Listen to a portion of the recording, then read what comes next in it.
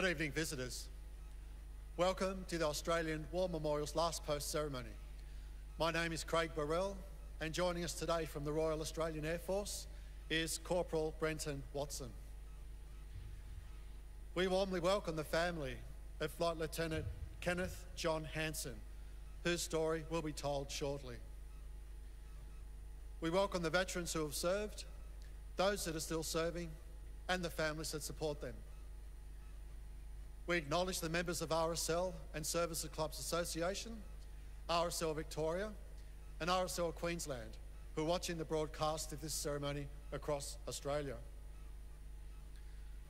During the ceremony, wreaths will be laid at the base of the Pool of Reflection by family, visitors, and students on behalf of St Catherine's Primary School, Wishart, Queensland. Please stand and join in singing the National Anthem.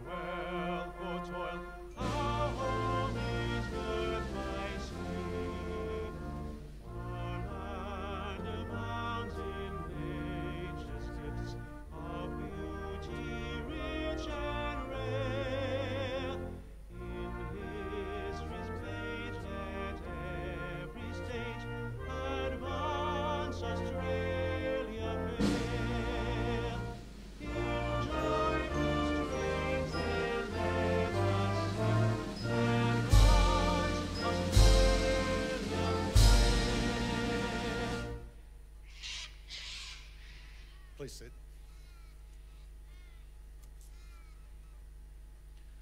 The Australian War Memorial was the vision of Charles Bean, Australia's First World War official historian. Bean landed with the Australian troops on Gallipoli and stayed with them at the front through to the end of the war. The idea of this national memorial and museum came to him at Pozières, France, in the depths of the bloody fighting of 1916. Bean's idea was that this would be a place where families and friends could mourn their loved ones buried in faraway places. It would also be a place that could help all Australians understand what these men and women had endured and what they had done for us. Bean's vision, to which we remain true, is best expressed as inscribed in the entrance to the memorial's galleries. Here is their spirit, in the heart of the land they loved, and here we guard the record that they themselves made. Tonight, we will read the story behind just one of those on the roll of honour, which lists the names of more than 102,000 men and women who have given their lives for us in war and operations for more than a century. But first, we present a lament, Flowers of the Forest. Wreaths or floral tributes will now be laid at the base of the Pool of Reflection.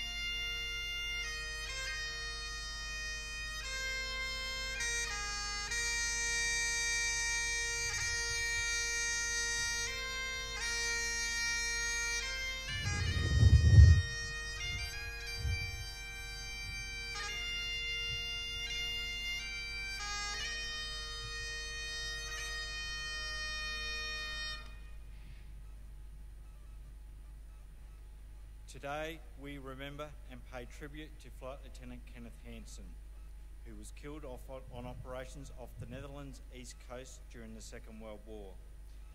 Kenneth John Hanson was born in 1918 and was one of three children of Arthur and Mildred Hanson of the Sydney suburb of Canberra in New South Wales. After attending Sydney Church of England Grammar School, Shore, North Sydney, where he was actively involved in cadets, Hanson spent 5 years working as a clerk for the Commonwealth oil refineries in the years before the Second World War. He was a keen photographer, a member of the Avalon Beach Surf Lifesaving Club, and he had earned his bronze medallion in 1936. He was also briefly involved in the Citizens Military Forces, parading part-time as a member of the 2nd Armoured Car Regiment at Ashfield. Hanson enlisted in the Royal Australian Air Force as a pilot in February 1941. After initially training at Bradford Park, he flew Tiger Moth trainers at the Elementary Flyer Training School at Narromine before embarking for Canada for further training. Under the auspices of the Empire Training Scheme, Hanson flew in Ave Ansons at the Flight Training School at Fort Macleod in Alberta, after which he went to Britain where he carried out beam approach training at RAD Swanton Morley and learnt to fly Lockheed Hudson Light bomber and reconnaissance aircraft at an operational training unit at RAF Silloth in Cumbria. In May 1942, he was posted to number 500 Squadron, based at RAF Stornoway in Scotland, where, as a part of Coastal Command, he carried out reconnaissance sorties over the Atlantic. In 1943, he was posted to India, where he carried out coastal patrols in Hudson's over the Bay of Bengal with the number 353 Squadron RAF. Hanson returned to Australia in July 1944, and after a period of leave and passing through a number of personal depots, returned to service with the Royal Australian Air Force. He was posted to an operational training unit at Tocumwal in southern New South Wales, where he learnt to fly and registered hours in the B-24 Liberator heavy bombers in preparation for service in the Pacific. Hanson married Betty Cook in Sydney in February 1945, and the following month was posted to number 21 Squadron, RAF, then based at Fenton Airfield in the Northern Territory. Hanson was the crew captain of a number of operational flights over the Timor Sea throughout June and July, and along with his first cousin, Flying Officer Jack Favell, formed part of a detachment of aircrew and ground maintenance staff that moved them to Morotai Island of Papua to strike Japanese targets throughout Indonesia and support Allied ground operations at Tarakan and Balikpapan on Borneo. Flight Lieutenant Hanson was a captain of Liberator A7292 that failed to return from a low-level photographic reconnaissance sortie over Celebes in the Netherlands East Indies on the 27th of July 1945. Listed as missing, it was later determined that Hanson's aircraft had been hit by Japanese anti-aircraft fire and crashed near Tomahone. 9 of the 12 crew members on board were killed in the crash, including Flight Lieutenant Hanson, and 2 of the remaining 3 airmen were able to parachute safely, but were later captured and executed by the Japanese. Aged 27 at the time, Hanson is buried at the Ambon War Cemetery in Indonesia. His cousin, Flying Officer Jack Favell, was listed as missing just several days after the crash of A7292, and his whereabouts never formally determined. As such, he was listed as killed in action and is also commemorated at Ambon War Cemetery. Flight Lieutenant Hanson is listed on the Roll of Honour on my left, among almost 40,000 Australians who died while serving in the Second World War. His photograph is displayed beside the pool of reflection. He is but one of many stories of service and sacrifice told here today at the Australian War Memorial. We now remember Flight Lieutenant Kenneth Hanson, who gave his life for us, for our freedoms, and in the hope of a better world.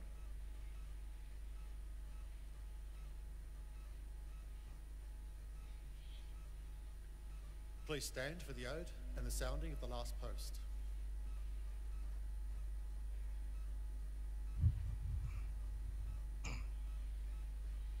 They shall grow not old, as we that are left grow old. Age should not weary them, nor the years condemn. At the going down of the sun, and in the morning, we will remember them.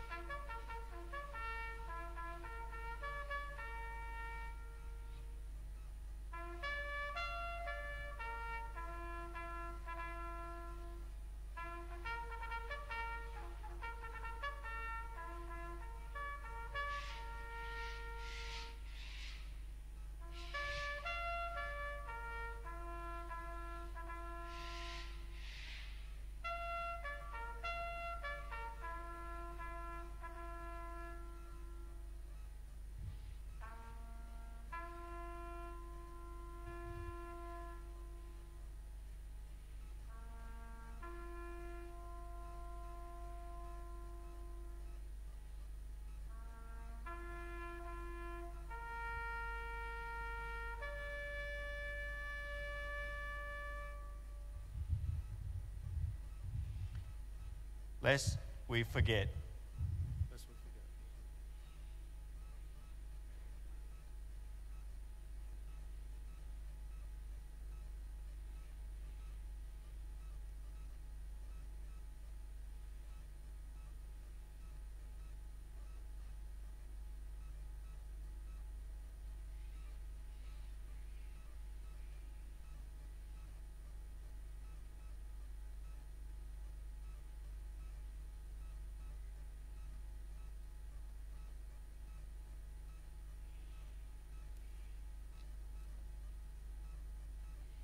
We leave you this evening with the words of the memorial's founder, Charles Bean. Many man lying out there at Poziere or in the low scrub at Gallipoli, with his poor, tired senses barely working through the fever of his brain, has thought in his last moments, well, it's over. But in Australia, they will be proud of this. Ladies and gentlemen, that concludes the last post ceremony. Thank you for visiting the Australian War Memorial and good evening.